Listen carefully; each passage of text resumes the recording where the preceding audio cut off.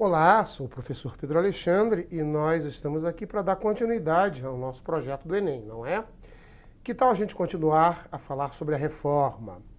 Nós já tivemos a oportunidade de ver em uma outra aula o início da reforma na Europa, ali no século XVI. Também tivemos a oportunidade de ver o Lutero, a fundação do luteranismo na Alemanha, as guerras de religião, enfim. Mas a reforma continua, ela não foi somente uma coisa particular que aconteceu na Alemanha, a reforma se espalhou. Então vamos continuar nesse processo vendo a reforma. Então vamos ver a reforma calvinista e a reforma de Henrique VIII e também como é que a Igreja Católica ela reagiu a tudo isso, porque ela reagiu com a Contra-Reforma. Mas vamos, então, pegar aqui a reforma começando ali pela livre interpretação, o livre exame, que foi, inclusive, uma das confissões de Augsburgo, em 1530. Nós já tivemos oportunidade de falar isso numa outra aula, quando Filipe de Melanchthon, um amigo pessoal de Lutero, afirma os dogmas luteranos, a crença de fé luterana, e um deles era o livre exame, a livre interpretação, onde cada um poderia interpretar a Bíblia como quiser. Bom, a ideia de Lutero de cada um interpretar a Bíblia como quiser levou ao surgimento de várias correntes reformistas. Entre elas destacamos o calvinismo e o anglicanismo. Então, vamos ver aqui. O calvinismo tem esse nome porque o fundador foi João Calvino, que era francês. Porém, ele desenvolveu o calvinismo na região da Basileia, na Suíça, e escreveu a famosa Instituição da Religião Cristã no ano de 1536, que continha o suco, né? A base daquilo que ele queria em sua religião. Então, vamos ver lá. Calvino, estabelecendo-se em Genebra, na Suíça, impôs as famosas ordenações eclesiásticas, leis muito rígidas que, na verdade, vão ser a base da religião calvinista. Os calvinistas vão se espalhando, eles chegam na França, onde serão chamados de huguenotes, eles chegam na Inglaterra, onde serão chamados de puritanos, e eles chegam na Escócia, onde serão chamados de presbiteriano. Obviamente que esses não são os únicos lugares que os calvinistas tiveram. Eles vão se espalhar, inclusive, na Europa do Norte, na Europa setentrional. Em praticamente todos os países europeus, com raríssimas exceções, os calvinistas não se desenvolveram. Eu poderia dizer que os calvinistas não se desenvolveram nos redutos católicos muito fortes na Europa. Foi o caso da Itália, foi o caso de Portugal, foi o caso da Espanha. Mas, fora esses três redutos católicos, esses três quartéis generais católicos, os calvinistas se espalharam aí por grande parte da Europa, ok? Muito bem. Doutrina calvinista, vamos lá? Leitura e discussão do Evangelho. Ora, obviamente que isso é uma ideia do Lutero. Porém, essa ideia do Lutero foi parar no calvinismo, né? As pessoas devem interpretar a Bíblia, as pessoas devem ler a Bíblia, as pessoas devem conversar sobre a Bíblia. Então, leitura e discussão do Evangelho. Os templos calvinistas, como é que devem ser os templos calvinistas? Segundo João Calvino, esses templos devem ser com paredes nuas, não é? Paredes nuas. Os cultos, paredes nuas quer dizer sem nada, brancas. Os cultos. Os cultos devem ser resumidos a pregações, hinos e leituras bíblicas. Calvino propõe uma vida de trabalho e austeridade a todos aqueles que vão seguir a sua religião. Ele proíbe jogos de azar e também festas dançantes. Mulheres devem ser profundamente obedientes, sem enfeites e cabelos longos. Essas ideias calvinistas, elas existem até hoje. Aqui no Brasil, onde existe uma série de igrejas que derivaram do calvinismo, ainda mantém em pé essas ideias. Eu queria fazer uma crítica histórica aqui. Uma crítica histórica nada mais é do que uma interpretação histórica a respeito desses dois itens aqui, ó. Proibidos jogos de azar e festas dançantes. Então, hoje, algumas igrejas de segmento calvinista aqui no Brasil são muito radicais no que diz respeito não somente a festas dançantes ou a jogos, que é muito proibido, mas também há uma série de coisas, como, por exemplo, a bebida alcoólica, extremamente proibida. E mulheres não devem usar colar, brincos, enfeites em geral, se maquiar. As roupas calvinistas das mulheres são bem comedidas, não é? Saias longas, protegendo todo o corpo. Na verdade, o calvinismo, daria para dizer, fazendo uma interpretação histórica, ele é uma volta ao judaísmo. Ele é um judaísmo muito forte ainda, não é? Ele tem muito do judaísmo. Claro, todas as igrejas reformadas vão tender mais a voltar às tradições ao judaísmo. O calvinismo é um desses segmentos que tende até de uma maneira muito radical. Eu até gostaria de fazer mais um comentário histórico, mais uma interpretação histórica a respeito disso. Recentemente, houve nos Estados Unidos eleições presidenciais e concorria a secretária de Estado norte-americano, a Hillary Clinton, e o Donald Trump. E os meus alunos do cursinho, eles me questionaram durante as minhas aulas do ano passado, do ano de 2016, quem ganharia as eleições nos Estados Unidos. E eu fiz algumas afirmações na sala de aula, mas sempre sendo muito firme, dizendo o seguinte, que seria muito difícil a Hillary Clinton ganhar a presidência dos Estados Unidos. Exatamente porque os Estados Unidos, ele segue um padrão calvinista, é um país calvinista, é um país fundado pelos puritanos ingleses, portanto um país calvinista. E quanto ao Barack Obama ter ganho as eleições sendo negro, não vejo uma importância histórica, não vejo um comentário, uma crítica histórica muito grande nisso. Ele tinha condições, era uma pessoa bastante inteligente, e quando a gente diz respeito ao negro nos Estados Unidos, existe sim um racismo, mas no sul dos Estados Unidos. Enquanto que a mentalidade calvinista, ela está presente em todo os Estados Unidos.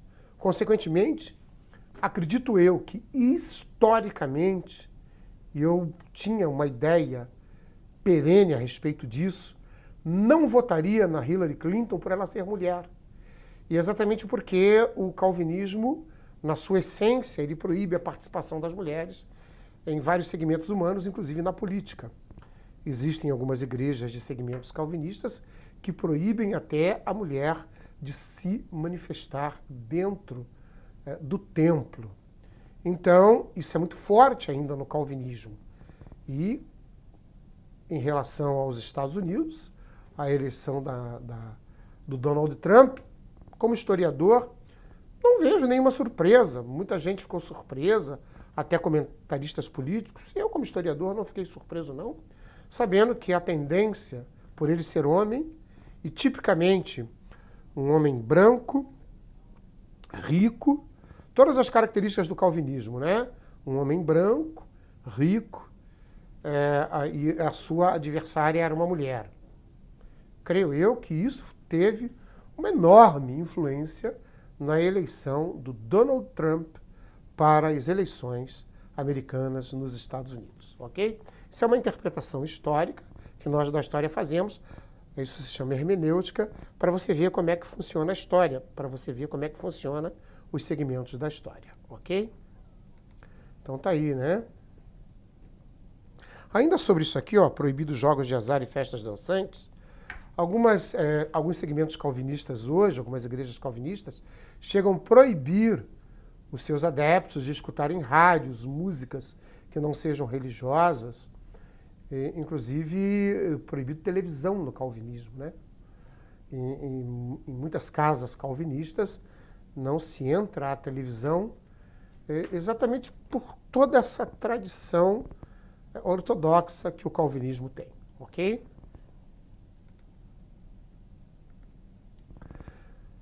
Interessantíssimo isso no calvinismo, né? A famosa teologia da prosperidade.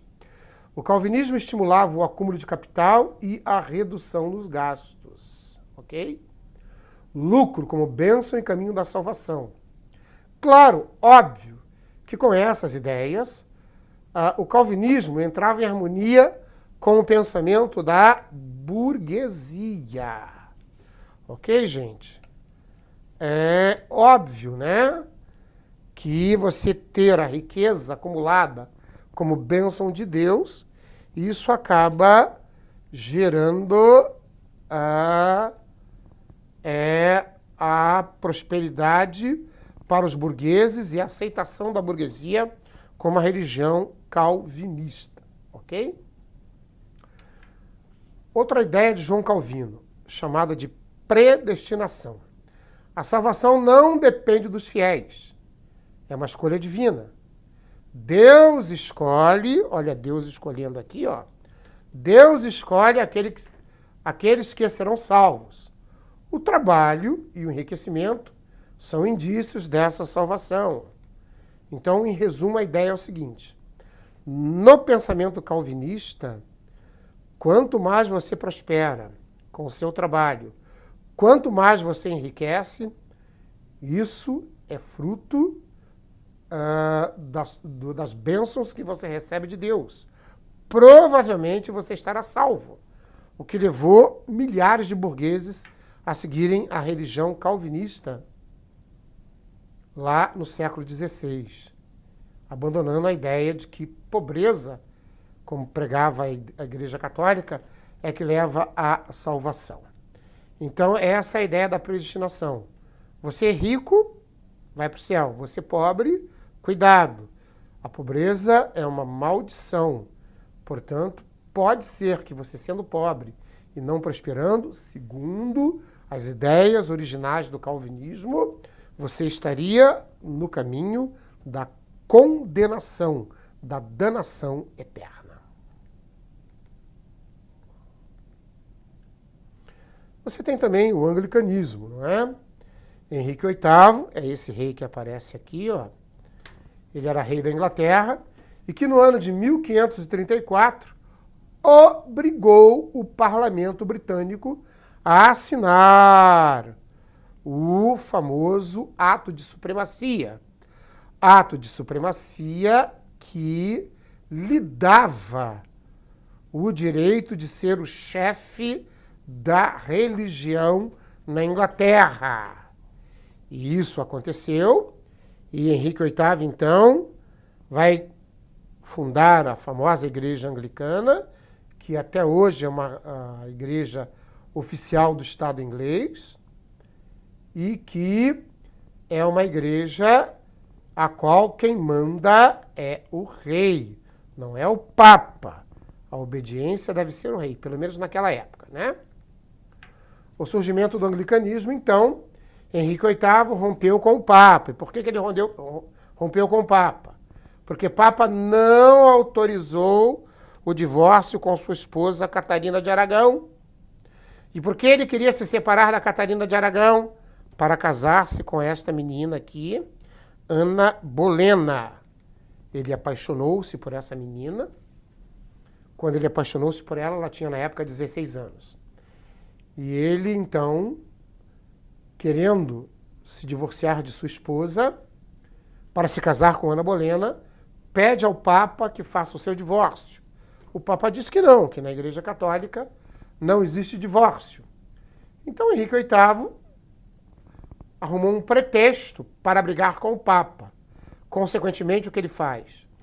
Pede para elaborar o ato de supremacia, pede para que o parlamento assine e lhe dê o direito de ser o chefe da religião na Inglaterra, tirando o poder da Igreja de dentro da Inglaterra. Na verdade, essa ideia de fundar o anglicanismo, de afastar o Papa da Inglaterra, era porque Henrique VIII queria retirar as terras e as riquezas da Igreja Católica dentro da Inglaterra. Assim, o poder religioso estaria submetido ao poder do Estado. Ou seja, o chefe da religião não seria o Papa, mas seria o próprio rei. E isso temos até hoje na Inglaterra, é uma religião oficial do Estado e que é o chefe, hoje no caso, a Rainha Elizabeth, ok? A Igreja Anglicana, então, como eu já disse, é uma igreja nacional, ela não é uma igreja a nível mundial, ela existe em alguns países, né? Mas ela é uma igreja nacional. Ela é a igreja oficial da Inglaterra. Ela é independente, totalmente, não é?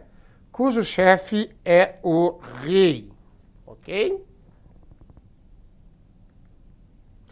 Elizabeth I, que era filha de Henrique VIII, organizou definitivamente a igreja anglicana, que nada mais é que uma mistura de catolicismo, principalmente na liturgia, e de calvinismo. O calvinismo com alguns dogmas. Elizabeth, inclusive, perseguiu católicos e puritanos. Quando eu escrevo puritano para você, você tem que entender calvinista. Os puritanos são os calvinistas na Inglaterra, ok? Então tá aí o painel para você observar bem, onde a filha de Henrique VIII consolida o calvinismo na Inglaterra. E aí temos aí a Contra-Reforma, né? Obviamente que para deter o avanço do luteranismo, deter o avanço do anglicanismo, deter o avanço do calvinismo, a Igreja Católica criará um movimento chamado de Contra-Reforma. Então é um movimento da Igreja Católica para deter o avanço das religiões protestantes dentro da Europa. Então, Reforma Católica para adotar um conjunto de medidas com o intuito de deter o avanço do protestantismo na Europa. Então está aqui, né, um fotolito de como foi essa primeira reunião para se instituir a Reforma Católica. O Papa que convoca a Contra-Reforma é o Papa Paulo III. Obviamente que outros papas vão se envolver depois da morte de Paulo III. Porém, é ele que irá conduzir os trabalhos principais da Contra-Reforma. Objetivos da Contra-Reforma. Então, quais seriam esses objetivos? O que a Contra-Reforma queria? Queria, claro, reorganizar a Igreja. queria reorganizar as ordens religiosas e reafirmar a doutrina católica. Também era o objetivo da Contra-Reforma divulgar a fé católica, tanto na América, como na África, como na Ásia. E em toda a Europa e no mundo inteiro, valorizar os ideais cristãos católicos. Olha aqui, divulgar a fé católica na América, África e Ásia. Durante as grandes navegações, o que você mais vê são padres vindo para a América, aonde eles catequizarão principalmente toda a América Latina. Quando você estuda a história do Brasil, você vê perfeitamente a grande atuação dos jesuítas no Brasil.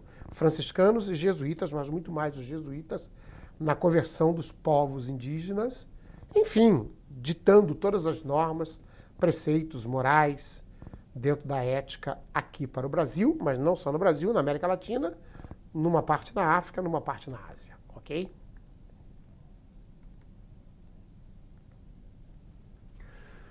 Bom, uma das medidas da Contra-Reforma foi o Concílio de Trento, que vai durar de 1545 a 1563. Então, aí um concílio de 18 anos. E por que ele dura 18 anos? Porque houve uma peste na Itália nessa época, e por causa dessa peste, esse concílio teve que ser interrompido. E aí ele retoma os trabalhos, e ele será findado no ano de 1563. Ele foi convocado pelo Papa Paulo III. E esse concílio condenou a doutrina de salvação somente pela fé. A Igreja reafirmou que o homem só se salva pela fé e pelas boas obras. A Igreja reafirmou a Bíblia oficial, a chamada Vulgata de São Jerônimo, que foi traduzida pelo São Jerônimo, que seria a única Bíblia verdadeira, oficial da Igreja Católica, e que todas as cópias e todas as traduções só poderiam ser feitas pelos teólogos católicos baseado na Vulgata de São Jerônimo. Olha que coisa interessante. Manteve os 7 sacramentos, reafirmou o culto aos santos e a veneração de imagens, tão criticada pela Reforma Luterana, confirmou o valor das indulgências, só que agora as indulgências não seriam mais pagas. As pessoas que tivessem obras de caridade, fizessem penitência, principalmente a confissão, receberia as indulgências, o perdão dos pecados. Ok? Ainda Concílio de Trento, uma continuação do Concílio de Trento. Confirmou a validade e veneração das relíquias. Então, os ossos de alguns santos, o famoso Santo Sudário, que está lá em Turim, na Itália, objetos que pertenceram a santos e aos primeiros papas, enfim, essas relíquias como objetos sagrados da Igreja Católica, né? Então ele confirmou a validade e veneração das relíquias. Manteve o celibato clerical. Até hoje os padres não casam.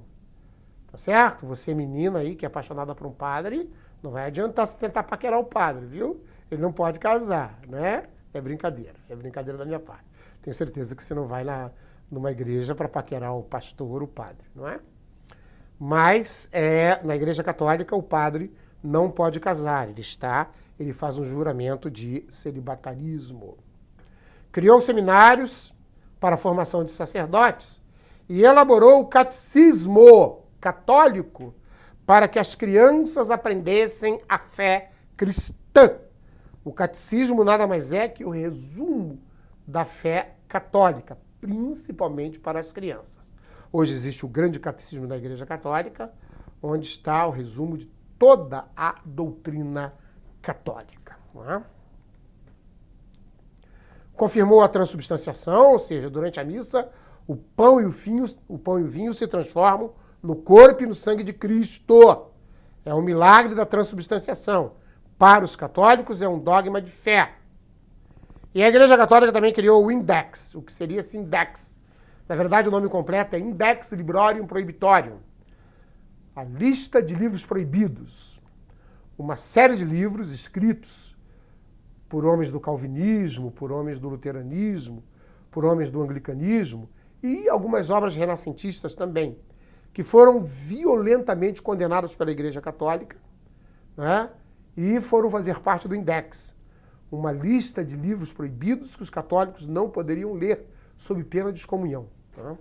Foi uma das decisões. Tá? Companhia de Jesus, fundada por Inácio de Loyola e reconhecida pelo Papa Paulo III.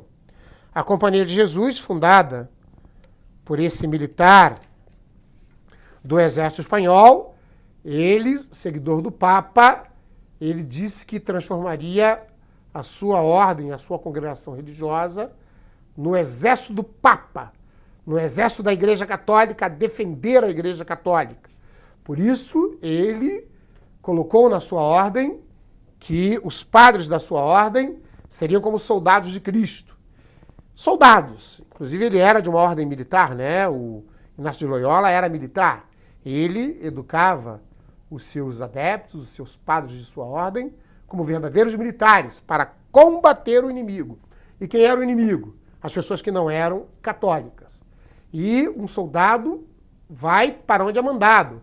Por isso eles se espalharam pela América Latina, se espalharam pela África e pela Ásia, mas sobretudo na América Latina, para converter os povos pagãos. Eles são chamados, esses padres, de inacianos ou jesuítas, soldados de Cristo. São considerados verdadeiros soldados de Cristo. Eles atuam com pregação do Evangelho, obras de caridade, ensino e conversão dos novos povos descobertos. Então, você está vendo aqui alguns padres jesuítas atuando no Brasil, meio aos indígenas, não é? Aí, tentando convertê-los e convencê-los ao cristianismo. Muito comum na história do Brasil, né? Nós temos aí o José de Anchieta e Manuel da Nóbrega, dois padres que muito atuaram no Brasil, tá certo? E levaram a conversão a milhares de indígenas, inclusive por esses dois padres e muitos outros jesuítas, o Brasil se tornou um país católico. Inclusive, o Brasil ainda tem a maior porcentagem de população católica do mundo.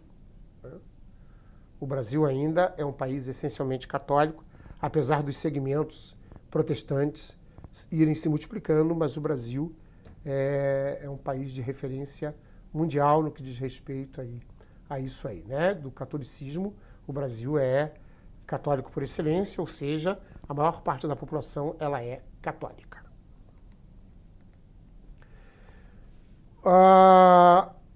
A Contra-Reforma também fez a reativação dos tribunais de inquisição, né? Julgavam pessoas que discordavam dos ensinamentos católicos, puniam-se casos de heresias, puniam-se protestantes, feitiçarias, judeus. Esses feitiçarias, claro que está entre aspas, né? Aquilo que se dizia ser feitiçaria. Punições. As punições desses tribunais iam desde castigos corporais, cárcere e morte na fogueira. Esses castigos corporais eram horríveis, né? E cárcere, quer dizer, era preso e a pessoa era morta na fogueira. Tá aí, então, o que essa reforma vai proporcionando. Tribunal da Inquisição, imagem de um julgamento, onde as pessoas são colocadas um chapéu de condenado na cabeça deles, espécie de um chapéu de bobo, e as pessoas ficam questionando sobre o que eles fizeram ou não. Observe que a maioria aí são membros da igreja. Fica questionando a atitude dessas pessoas, ok?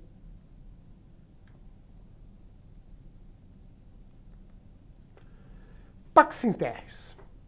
Em 11 de abril de 1963, o Papa João XXIII publica a encíclica Pax in Terris. Está em latim, mas isso significa paz na terra, convidando todos os homens de todas as religiões a permanente diálogo de paz universal, o que se deu o nome de ecumenismo.